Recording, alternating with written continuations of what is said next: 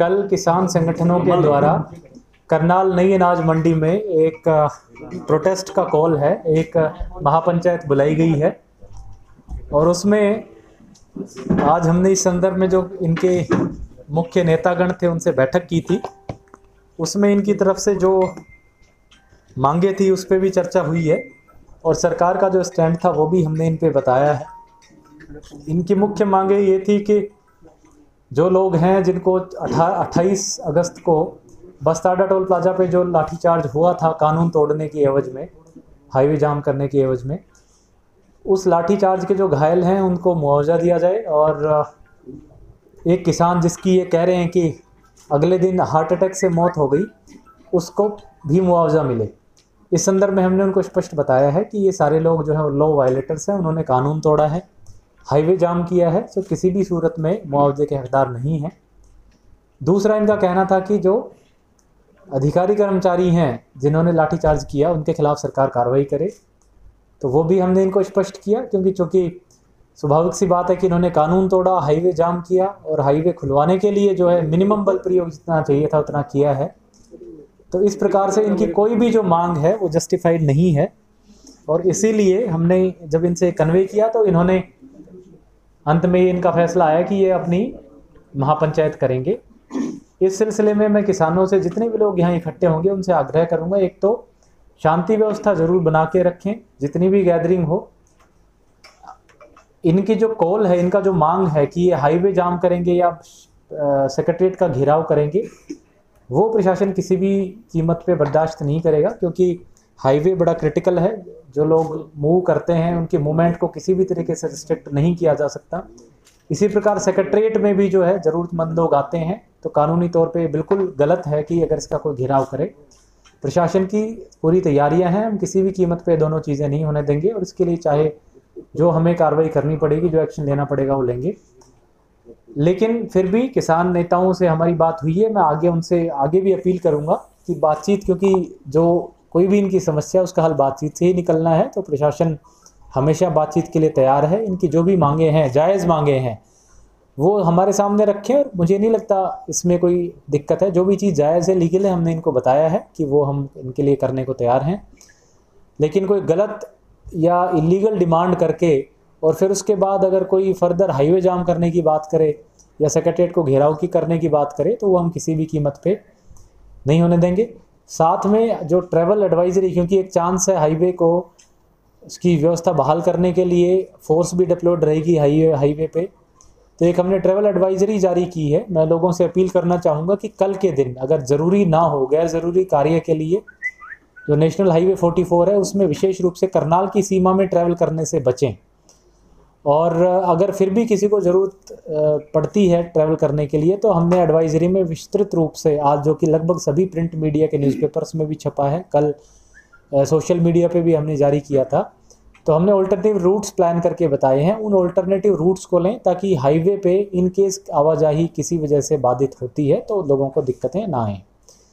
साथ ही मैं शहर वासियों से भी आग्रह करूँगा, करनाल के ज़िला के रहने वाले लोग हैं, किसी भी तरीके से किसी को भी डरने की या परेशान होने की आवश्यकता नहीं है। प्रशासन की ये पूरी तरह से मुस्तैद है और हमारी पूरा प्रयास रहेगा कि किसी भी तरह की जो कोई इलीगल घटना है उसको हम बिल्कुल नहीं होने देंगे और इसको सख्ती से निपटेंगे। धारा 144 हमने कल के लिए लगाई है। इसमें जो भी 5 या 5 से अधिक लोग जो कानून तोड़ने की इच्छा से इकट्ठे होंगे या कोई वेपन जैसे लाठी भाला वगैरह लेकर के इकट्ठा होंगे, उनके गैदरिंग पे प्रतिबंध है और अगर इस तरीके से कोई करता है तो उसके खिलाफ कानूनी कार्रवाई, बिल्कुल, चाहे लाइसेंस्ड हों या गैर लाइसेंस्ड हों।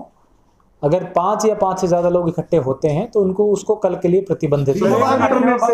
इंटरनेट सेवा हाल ही के लिए करनाल जिले में हमारा बंद करने का प्रस्ताव है, पूरे जिले में सर, पूरे जिले में, क्योंकि कई बार हमने देखा है कि जो असामाजिक तत्व हैं वो रूमर्स फैलाते हैं। रूमर्स के ज़रिए जो है कई बार लोगों की भावनाएं आहत होती हैं या उनको जो है अननेसेसरी मोबिलाइज करने की कोशिश की जाती है, तो वो चीज ना हो इस सिलसिले में हमने मैसेज आ चुके हैं 12:30 से बंद होगी, आज रात से ही बंद होगी, मैसेज आने शुरू हो चुके हैं कि 12:30 से कल 24 घंटे के लिए बंद रहेंगे। जी, पैरामिलिट्री फोर्स बोला है सर, बिल्कुल, जो प्रशासन की पूरी तैयारी है जिसमें हमारी पुलिस है, बाहर जिलों की भी पुलिस है, पैरामिलिट्री फोर्स भी है, राइट कंट्रोल फोर्स वगैरह जो भी हमारी तैयारी के लिए जितनी हमें पुलिस बल की आवश्यकता है वो सर संपूर्ण जिला सचिवालय के आसपास बैंक हैं, प्राइवेट ऑफिस हैं, उनके लिए क्या निर्देश है? क्योंकि सभी लोगों के फोन आ रहे हैं कि प्राइवेट ऑफिस सभी एससीओ में बंद रखें, शोरूम बंद रखें। देखिए, किसी को भी परेशान होने की आवश्यकता नहीं है। जैसे मैंने कहा, नेशनल हाईवे भी चालू रखा जाएगा और सेक्रेटरीट की का जो कार्य है वो भी चालू रखा जाएगा। किसी को भी हम कानून अपने हाथ में लेने की इजाज़त नहीं देंगे। अगर कोई कोशिश करता है तो उसको सख्ती से नहीं। न्यायालय से भी एक आदेश आया है जिसमें ये कहा गया है कि अगर प्रोटेस्टर्स को धरना साइट की कोई आवश्यकता है तो वो अपनी रिक्वेस्ट कर सकते हैं और प्रशासन उनको पीसफुल धरने के लिए जगह दे सकता है।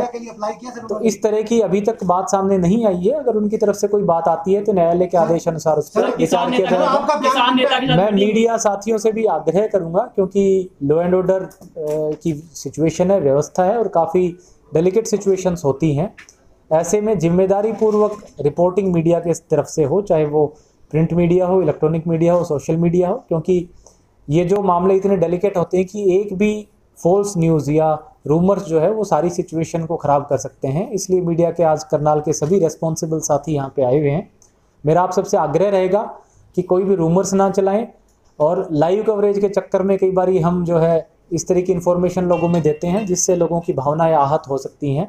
तो वेरीफाई करने के बाद ही, प्रशासन से वेरीफाई करने के बाद ही, या जिस भी सोर्स से जिसको जो आपको ठीक लगे उससे वेरीफाई करने के बाद ही सूचनाएं चलाएं, ताकि लोग आवेश में आकर के लॉ एंड ऑर्डर तोड़ने संबंधी कोई कदम ना उठाएं। जितने भी ग्रुप्स हैं, चाहे वो कमर्शियल ग्रुप्स हैं, इंस्टीट्यूशंस हैं जो सेक्रेटरीट के आसपास के हों, अगर आपको बहुत आवश्यक ना हो तो आप कल के लिए बंद रख सकते हैं, क्योंकि उसमें आपके एम्प्लॉयज़ को कहीं ना कहीं इनकन्वीनियंस हो सकती है। लेकिन मैं स्पष्ट कर दूं कि किसी भी तरीके से प्रशासन की पूरा प्रयास है कि किसी भी तरीके से लोगों को किसी तरीके से परेशान नहीं हो। सबकी मूवमेंट्स चालू रहेगी, सारे स्कूल्स खुले रहेंगे। इस प्रकार का कोई भी जो है आदेश या किसी डायरेक्शंस प्रशासन के द्वारा नहीं दी गई हैं। अगर समय रहते आगे कुछ इस तरह की डायरेक्शंस आती हैं तो हम जो हमारा पब्लिक रिलेशंस डिपार्टमेंट है उसके थ्रू समुचित रूप से प्रेस नोट सभी मीडिया के साथियों को दिलवाएंगे और प्रशासन के जो सोशल मीडिया साइट्स और जो ट्विटर और फेसबुक अकाउंट्स है वहां पे किसानों की मांगों पे से कोई भी कानून तोड़ेगा तो उस पे उसको कानून को सख्त तोड़ने वाले को सख्ती से नोटिस। डाइवर्ट किए गए जो इमरजेंसी व्हीकल है, एम्बुलेंसेस है, उनको जो इमरजेंसी व्हीकल्स हैं वो अगर सीधे रास्ते से आना चाहते हैं बिल्कुल आएँ। जैसा हमने कहा, हम हाईवे की कार्रवाई किसी भी कीमत पे नहीं रोकने देंगे। फिर भी 1% चांसेस हैं कुछ समय के लिए अगर पुलिस फोर्स और प्रदर्शनकारियों में झड़प होती है तो हो सकता है हाईवे कुछ समय के लिए बंद रहे। इसलिए एडवाइजरी के तौर पे हमने रूट डाइवर्जेंस की ड्यूटीज लगाई। की कोई बात नहीं है। अगर किसान संगठनों की तरफ से जो भी मांगे आती है, जैसे मैंने कहा, जब भी मांगे आएंगी उन पे बैठ कर बातचीत किया जाएगा और अगर बातचीत से जो हल निकलेगा वो हल निकलेगा। तो ऐसे लोगों को क्या डिटेल क्यों नहीं? जैसे भी आवश्यकता पड़ेगी कानून व्यवस्था को बहाल रखने के लिए व्यवस्था की जाएगी। आपकी बयान कंट्राडिक्टरी है। आप कह रहे हैं कि धारा 144 लगा दी गई है और उसके बावजूद आप कह रहे हैं कि अगर वो शांति से महापंचायत करना चाहते हैं तो करें। जब धारा 144 लगा जो भी लोग कानून व्यवस्था तोड़ने के लिए, अगर आप धारा 144 का आदेश ठीक से पढ़ेंगे तो उसमें लिखा है कि 5 या 5 से ज्यादा लोग अगर कानून तोड़ने की दृष्टि से इकट्ठे होते हैं तो जिस समय हमें ये लगा कि ये कानून तोड़ रहे हैं उस तब समय उनके खिलाफ कार्रवाई भी करेंगे और 144 के तहत कार्रवाई